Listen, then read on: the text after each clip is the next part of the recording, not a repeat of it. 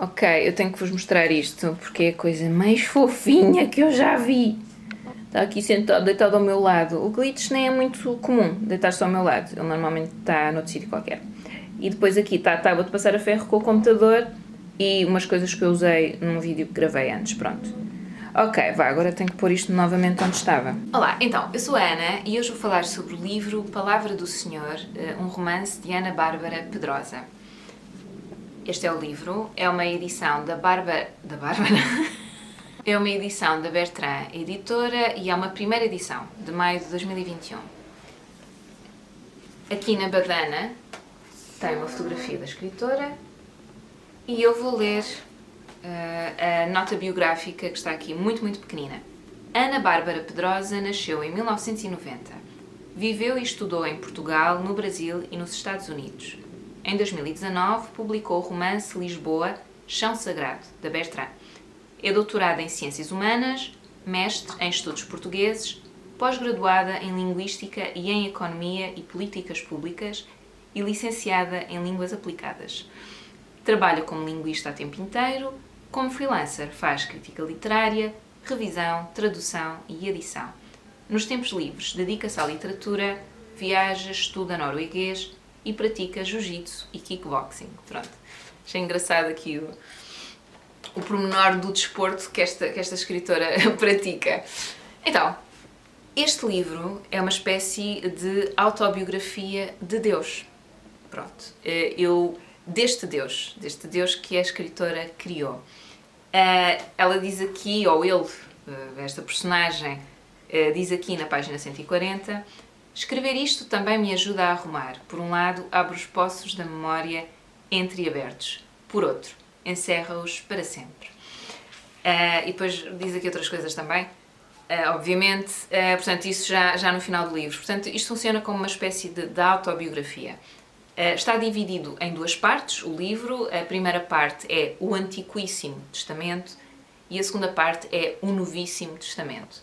E está dividido quase a meio, é quase literalmente metade-metade. Estamos a falar de uma diferença para aí de uma ou duas páginas, eu sei que fiz as contas e é uma diferença pouca. E cada parte tem 10 capítulos, numerados, portanto, de 1 a 10, e enfim, e em que este Deus da escritora fala connosco e conta a sua história. Este Deus é um Deus muito, muito caprichoso e tem outras características que se diriam sobretudo humanas, muito pouco divinas.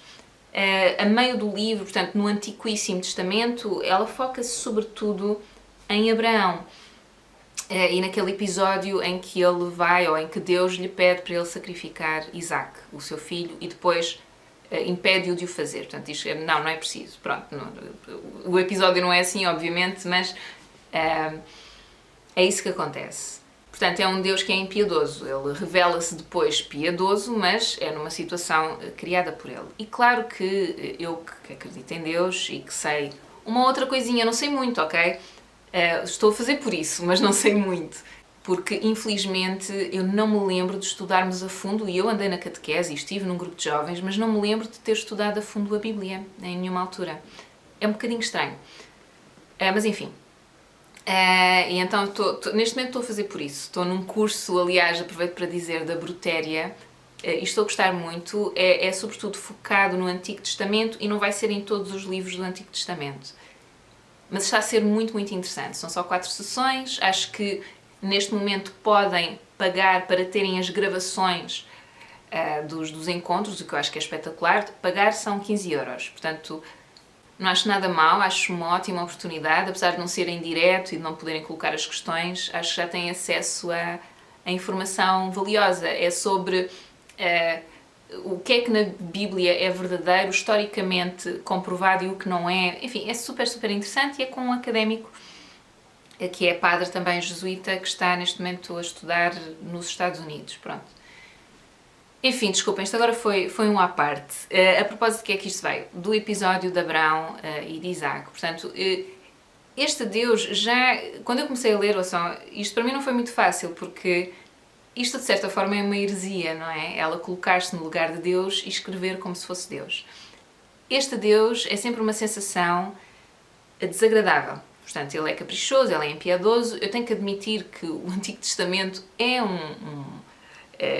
difícil de ler, porque não são todos, mas em muitos livros há, e sobretudo, sei lá, Gênesis, o Êxodo, tem coisas muito violentas, mas não só, noutros livros também. Portanto, eu sei que não se acredita que Deus escreveu a Bíblia, mas que escreveu através de homens e mulheres. Portanto, sobretudo homens, mas há o livro da Ruth e não sei se... Há o livro de Ruth e eu acho que há mais, mas também não tenho a certeza. Enfim, mas muitos mais homens do que mulheres, sim, sem dúvida. Portanto, isso já temos um intermediário, portanto, não é, enfim, a palavra direta de Deus, pelo menos é assim que eu vejo. Não sei bem qual é a visão da Igreja oficial, mas eu, sei lá, isso, sinceramente, quero lá saber. Eu tenho a minha visão, portanto, desculpem. Então, eu sei que o Deus do Antigo Testamento é um bocado assim. Portanto, é retratado desta forma, violento, impiedoso, às vezes parece um bocado caprichoso, às vezes ciumento. Não é? E depois há uma ruptura para o Novo Testamento em que aparece Jesus Cristo e em que de repente temos um Deus que é muito mais misericordioso, do amor, etc. Portanto, há uma diferença muito grande de como Deus é representado num Testamento e no outro Testamento. É um Deus, neste livro aqui também, misógino em algumas passagens, muito blasé acerca da sua criação, portanto é um Deus que fala da sua criação com algum desprezo, até em parte, só fazem disparates, enfim, é sempre uma sensação muito negativa, ok? Não foi um livro agradável de ler, de todo. No Novíssimo Testamento, o registro muda um pouco e foca-se muito num amor que Deus terá sentido por Maria. Ele quer ser humano para constituir família com Maria. É assim que a escritora apresenta Deus no Novíssimo Testamento. Portanto, aqui na página, eu assinalei página 69. Chegado ao Cenozoico, dava por mim entre os anjos com um sonho, uma vida normal, uma família. Pronto. E a escritora, portanto, representa Deus como querendo fazer isso, portanto, querendo criar uma família, tendo um desejo por Maria que é um desejo carnal. Muito pouco divino. Aliás, fez-me lembrar as histórias da mitologia grega e romana daqueles deuses que queriam possuir, e muitas vezes possuíam contra a vontade, mulheres comuns, portanto, mulheres que não eram deusas. Esta representação de Deus no livro vai muito desse encontro, vai mais desse encontro, porque é muito humano. Portanto, os deuses da mitologia eram muito humanos, portanto, eram homens e mulheres com emoções muito pouco divinas e com comportamentos, eu diria, pronto, muito pouco divinos. Portanto, estavam muito mais perto do reino humano do que de um reino divino, não é? E aqui a autora, eu sinto que faz isso com o Deus que ela criou para este livro, portanto, que é também muito humano, muito mais próximo do humano do que do divino. A dada altura também tem ciúmes do anjo Gabriel e da relação que ele forjou com Maria. Eu agora não tenho muito bem, mas ela representa aqui Maria como ficando fascinada pelo anjo Gabriel, acho que é isso. Portanto, que tem aquela... Tem o lado corpóreo que este Deus, que Deus não tem, no geral, e o Deus do livro também não tem. Depois também há uma ironia que vai passando por este livro, que eu vejo como alguns comentários se calhar algumas crenças da Igreja, mas também atitudes da Igreja, que eu vejo um pouco dessa forma.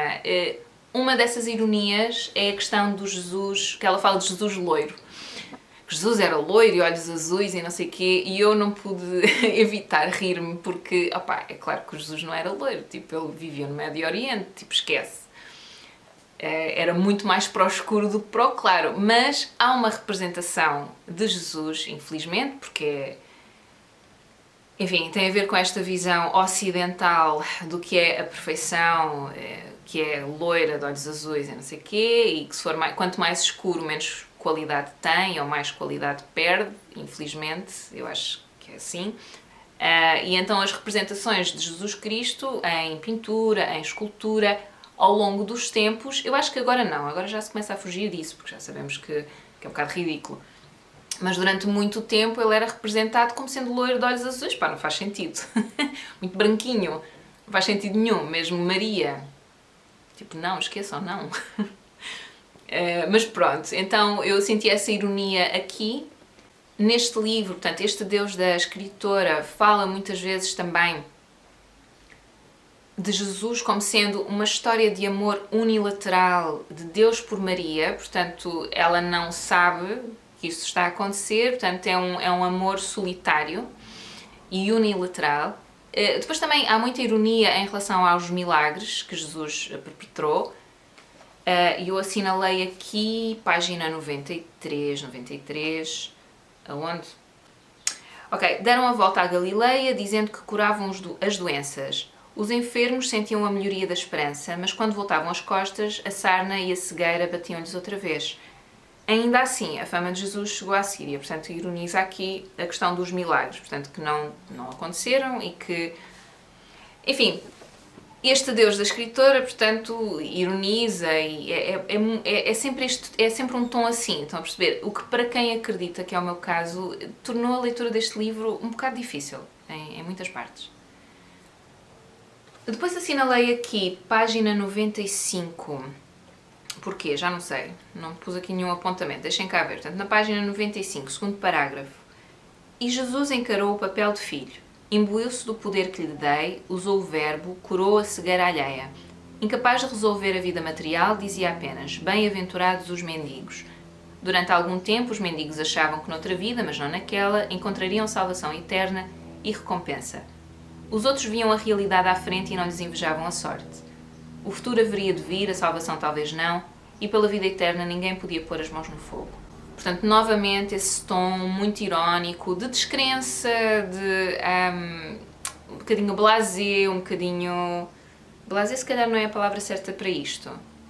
Mas representa Jesus Cristo neste livro de uma forma muito, muito diferente daquela que eu vejo. Portanto, não que ela alguma vez o represente como alguém que está a enganar, quer dizer, exceto um bocado mais à frente, já falo disso, mas como alguém um bocadinho...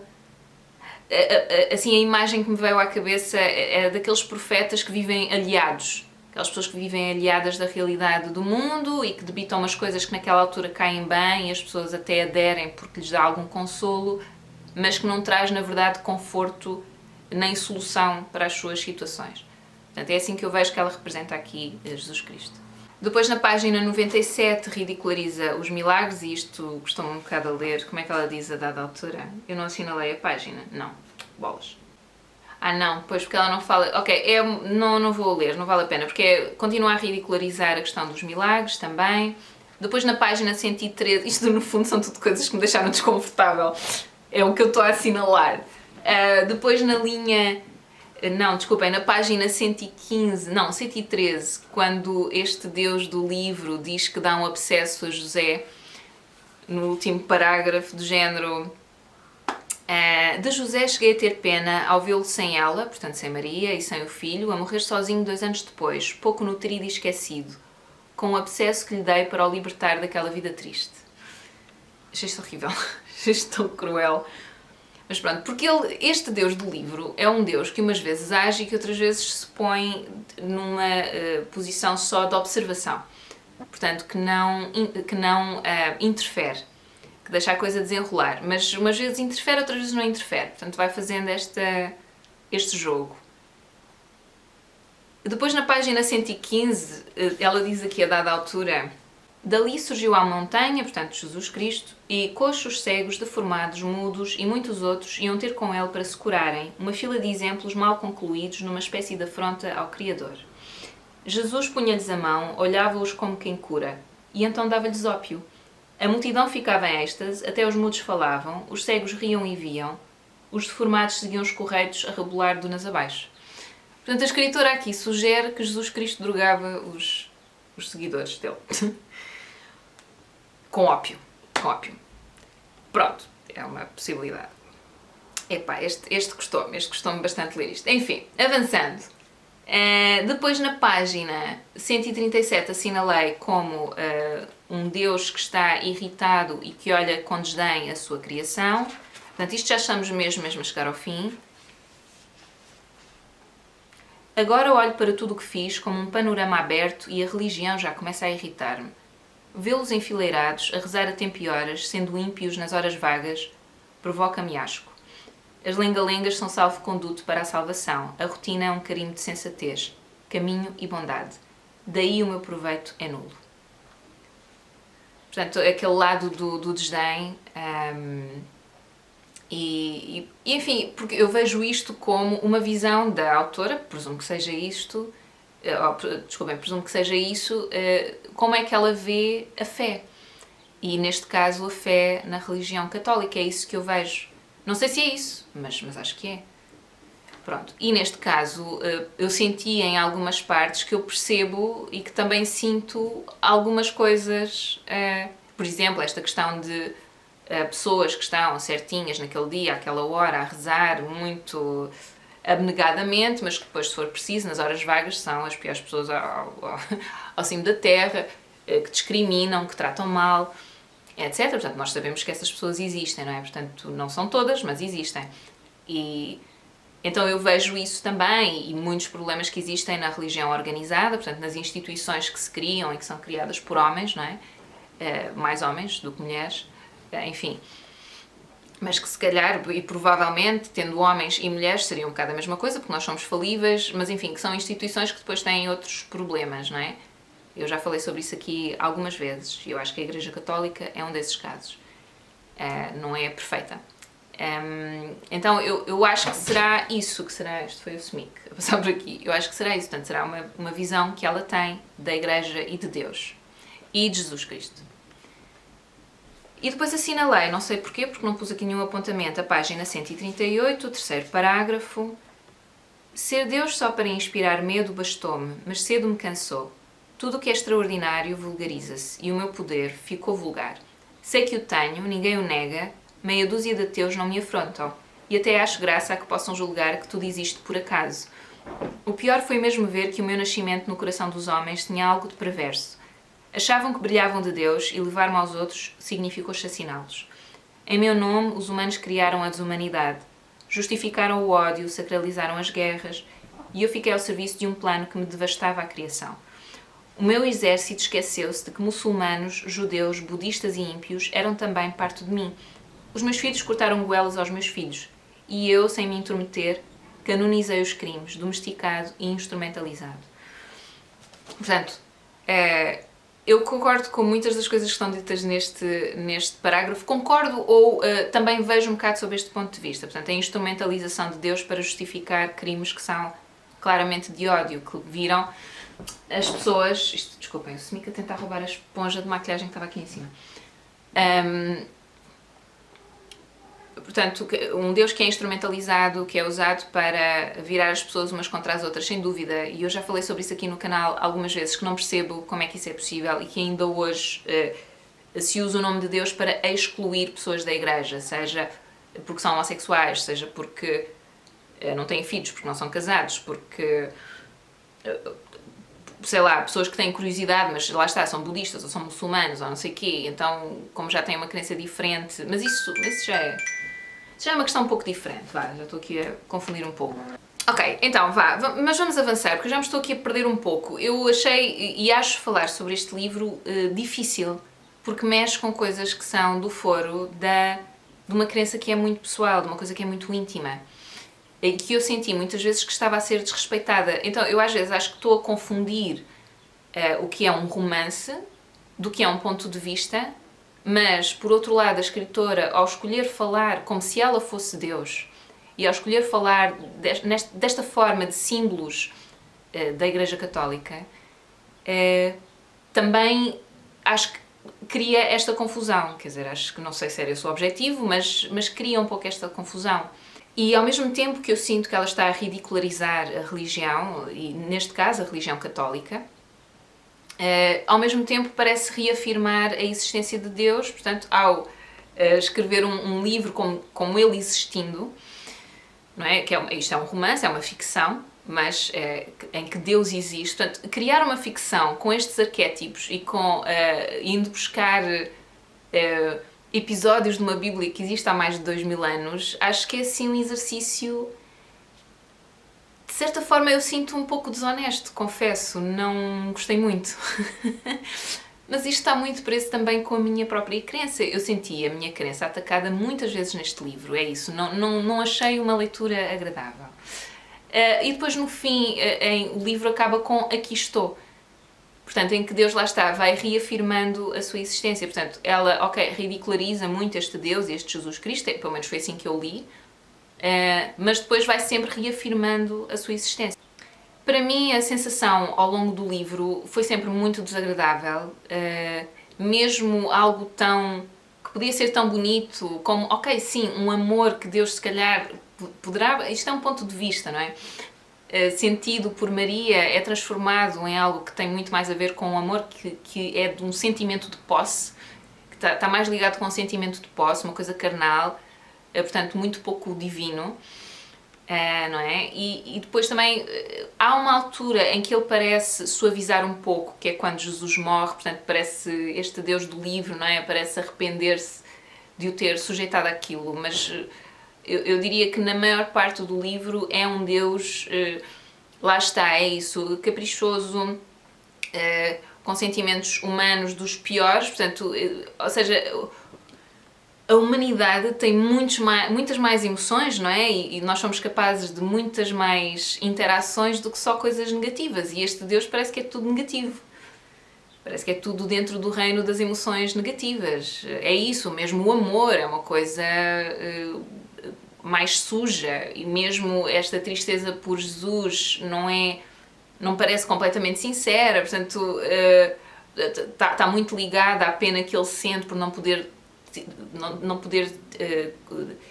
ter constituído família com Maria e com Jesus Cristo, portanto parece sempre uma coisa um bocado conspurcada, e a humanidade tem muito de mau, mas também tem muito de bom, e só tive pena que nesta representação que a escritora fez de Deus, não é? É sempre tudo tão negativo, mas pronto, mas é o ponto de vista dela.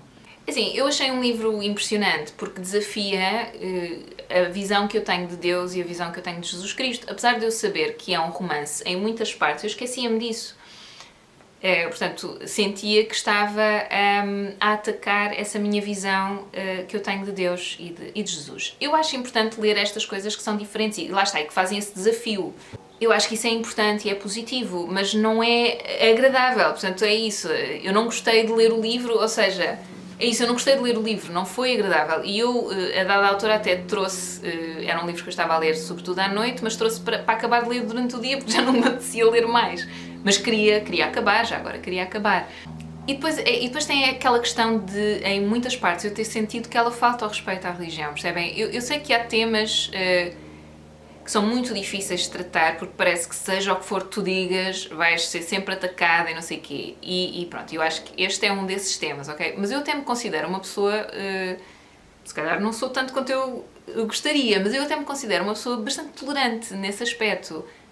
Mas houve em várias partes do livro em que eu estava a ficar revoltada e sentia-me atacada pessoalmente, a minha fé atacada, e lá está, e desrespeitada. Portanto, um Jesus que droga os seus seguidores, um Deus que está-se a marimbar para o resto do mundo porque se apaixonou por Maria. Estão a perceber? São coisas que ferem muito a minha visão e a visão que eu tenho de Deus. Não fere a minha fé, portanto, não...